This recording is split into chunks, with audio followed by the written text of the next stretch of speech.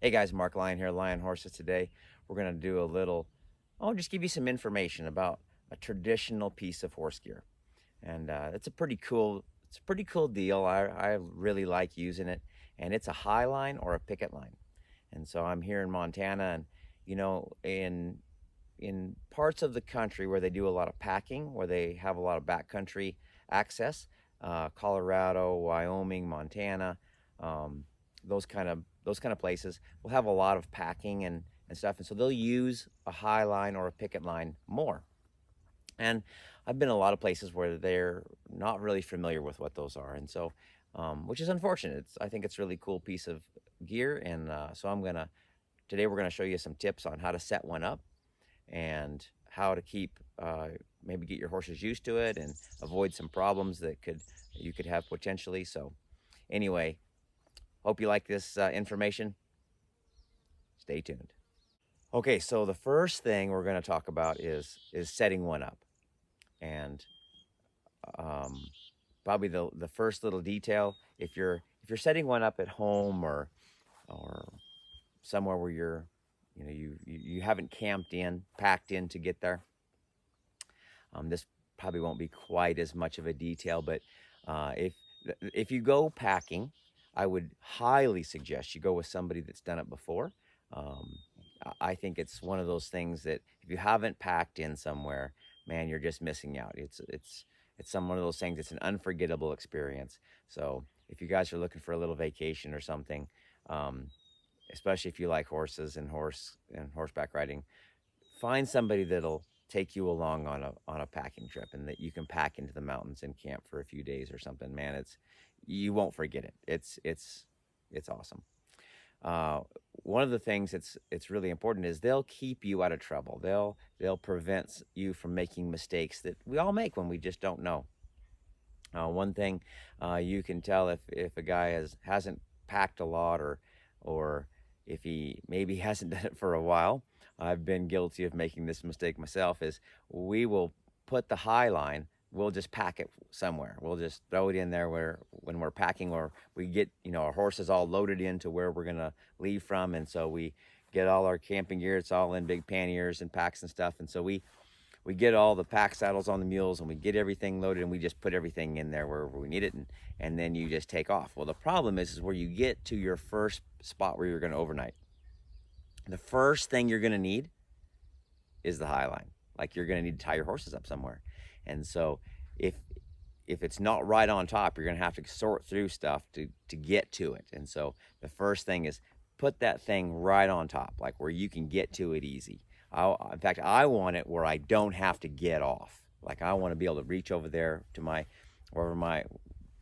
whichever pack animal has it. Maybe it's even in my saddlebags, and I'll get it hold of that thing because I want to put it higher than my head. So if I'm horseback, I'm still riding my horse. I want to be able to put that thing up high, because now it gives me I don't have to get a ladder. I didn't have to bring a ladder along. So um, you're on your horse, you can grab that thing, and I put a tree saver strap around it, and you'll want to do that, particularly when you're outside, because we don't want the rope rubbing on the tree and damaging the tree. We don't want to kill any trees. We want to make sure that we leave the place as beautiful as we found it. So we use a tree saver, and then on that tree saver, it's just a strap. There's some commercially made. I just kind of use a piece of ratchet strap and make my own, because I'm a little bit thrifty that way.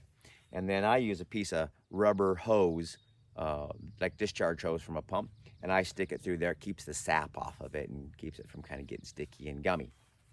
And I got my other eye, and then I tie my rope into that end. Okay, so I'm gonna put that up while I'm still horseback. Like, I'm pulling up, I say, hey, we're gonna set up camp here. We're gonna have our high line right there. I'm gonna put my first end over here. I'm gonna tie my rope to it. I'm gonna go to the other end. I'm gonna put my other strap on there, and then I'm actually gonna tension it while I'm up on my horse, because that way it's high, it's easy to get to. Don't have to worry about it. So that's gonna be like my first little insider tip on that one, is have that done. Okay, so the next thing is I got my piece here. We're gonna tie our bowline into the end, and I'm going to tie a little bowline, and I leave the tail long, and then I leave a little clip. Now, this is a a little rope clip that I've kind of made, and I sell them, a few of them. So if you're interested in one, get one.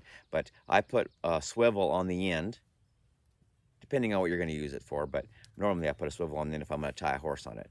And so now I got my swivel on the end. It spins around there so you don't get tangled up. And then I put this one, and I like to have it here because it's about where the first horse is going to be. I want it at least, you know, 3 or 4 foot, maybe 5 or 6 foot away from the tree. So when I have this thing, I'll get it so it's far enough away from the tree, and that's where my first drop goes. The other thing I might do is I might not have the swivel on there. I just might hang the hay bag from it or something like that. So another good tip. So anyway, we've got our first drop, and now we've got our rope. And so now we're going to add some more drops to it. And there's a couple different ways. There's a prusik knot that you can put on there that'll kind of let you put your drops wherever you want, and you can slide it. And that's a pretty nice way. It's a pretty cool little deal. The other thing is sometimes or you can get them if you're packing a lot, they'll have a D, and it has a swivel actually built into the hardware. And you can put those on there. Those work really good. Okay, so we're gonna show you, I kind of like things that are multifunctional. So I'm gonna show you how we put ours in there.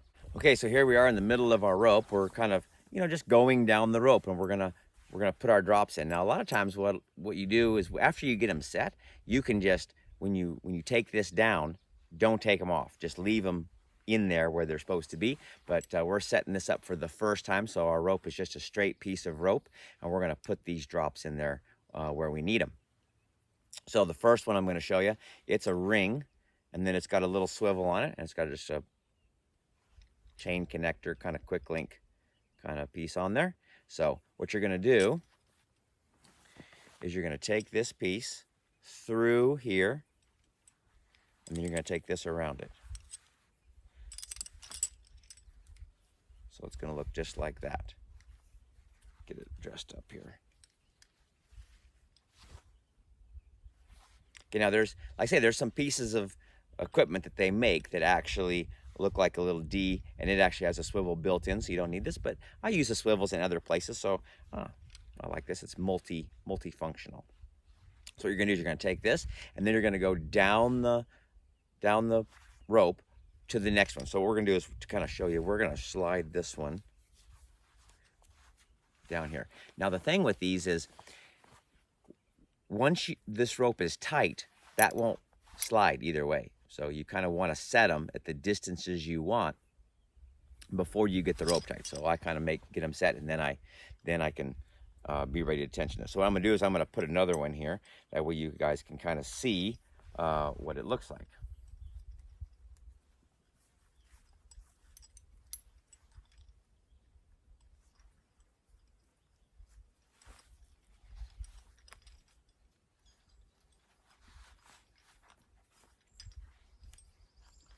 Get it over the top of that ring there. There. So there's one, there's another one. So you can move these wherever you need them. Okay, now we're gonna show you another little knot that you can use if you don't like the rings, or maybe you say, sometimes I like them adjustable. I want to be able to, after I get them done, I want to be able to maybe move them. Maybe one of them, maybe I thought those horses were far enough apart, and they just really aren't. They need to be further apart. So what you can do, I'm going to take this is a little swivel here, and I've got it on this piece of rope, right? So I've got this swivel, and what I'm going to do is I'm going to do our prusik knot. So I'm going to take this piece, I'm going to put that through here, put it through again. That's a prusik knot. I'm going to let this thing kind of slip down there and get tight. So the nice thing about this is when you pull on it, it's going to lock on that rope, and it's not going to go either way. And then when you loosen it, now you can slide it. So something that you can kind of, just a really nice tip. And I've got the swivel on the end, and that way you can just kind of set it up wherever you want, put them. And then even after you, maybe your horse is a little bit grumpy and he doesn't like the other one, you can slide him away from the neighbor that's that's causing problems or whatever, and separate them a little bit more. So it's kind of nice. It's adjustable on the fly. So it's a pretty cool little deal. So anyway, we're going to go to the other end of the rope. Now we've got our drops set up at the distances we want. And now we're going to go up there, and now we're going to get the other side, and we're going to tension it. Okay, so here we're at the other end. Same thing. I'm going to use a tree saver strap.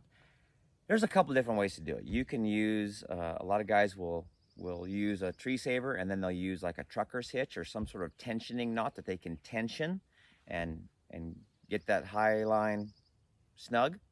A lot of times what I do is I just use a ratchet strap. And so I have a ratchet strap that's got a little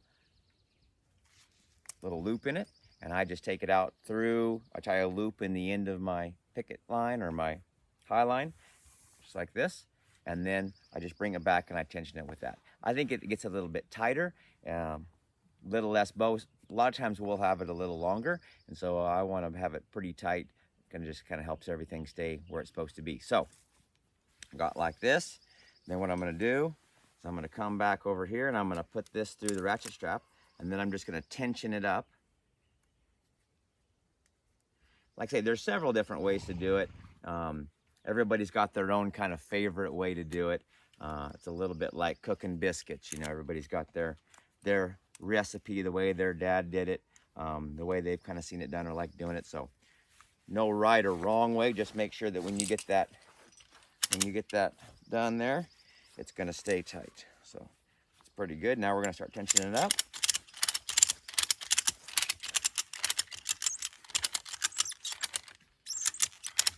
There, it's good and tight.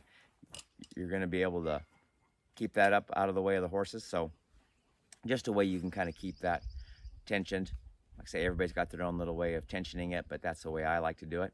So now what we're going to do is we're going to show you. Now on the end, on this loop here, again, I like to leave a drop or two so that I can tie hay bags to it or tie my first horse here, and that way it keeps it a little ways away from the tree, and then go on down the road. We're going to show you kind of a little wider view here so it shows the drops. So there's our first tree with the tensioner on it, and now we've got come down here and we've got our little ring with the swivel on it for our first drop, and then this one here's our prusik knot with a swivel on it, and then we've got one here on the end. I could put a swivel on that one and I could have the drops. Now normally, you know, these would be way further apart, but for now, you know, just for demonstration purposes, I wanted to show you what it would be like and how it's set up. So anyway, that's kind of how we set one up, and we're going to show you the differences between like this and maybe one that's a little lower. Okay, so we got our line all tight. The drops are all set. Now we're going to talk about a few little details on different types. So this line, if it's pretty high, they call it a high line. If it's this high, they call it a picket line. If it's kind of, you know, in this area. And I've seen a few guys actually put them on the ground, although I don't recommend it. If your horses aren't used to it, they'll get a little trouble sometimes, get a foot tangled in it. But I like it about this high. I would recommend not having it higher than here. Like for me, I'm short, so I like it somewhere below my neck and above my belt buckle, so somewhere right in there. And the reason why is if your horse gets his head underneath it, let's say it's up here, and your horse gets his head underneath there, sometimes he'll try to get past it and he'll wipe the saddle off. You know, if you're trying to saddle him or you have a pack saddle on and you're saddling the rest of them and they get to messing around and moving around, they'll get underneath there and they'll wipe that saddle off, and it can cause them a wreck, and they'll get trapped sometimes, and it's not very good. And then the other thing is, if it's lower than your belt buckle, especially like around your knees or something, they'll step over the top of it, and then they'll get in trouble because, you know, they either get tangled up in it or they try to pull back and their foot doesn't want to come out, and so it can kind of get them in trouble.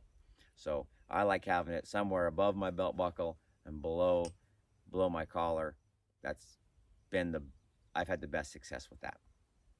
So anyway, just a few tips to kind of help keep you guys out of trouble. I say they're a really, really cool piece of equipment, really traditional, and just like I say, trying to trying to keep everybody safe, and also teach them to kind of enjoy some of the things that maybe our parents and great grandparents were familiar with. So, if you guys are going to be doing some of the backpacking, or you know, going in the backcountry packing, really suggest you guys go with somebody that's done it a few times. They'll show you all the tips and tricks and how to be safe and that kind of stuff. And it's like I say, it's really cool. It's, if you haven't done it, highly recommend it. Probably one of the top 5 things I really like doing with horses is going backpacking in the mountains. So it's really an enjoyable time with your horses. So find somebody that can help you. Uh, watch some stuff. There's YouTube's got plenty of stuff on packing. So really cool deal. Remember, we're all trying to be the person our horse deserves, and hope these tips kind of help you do that.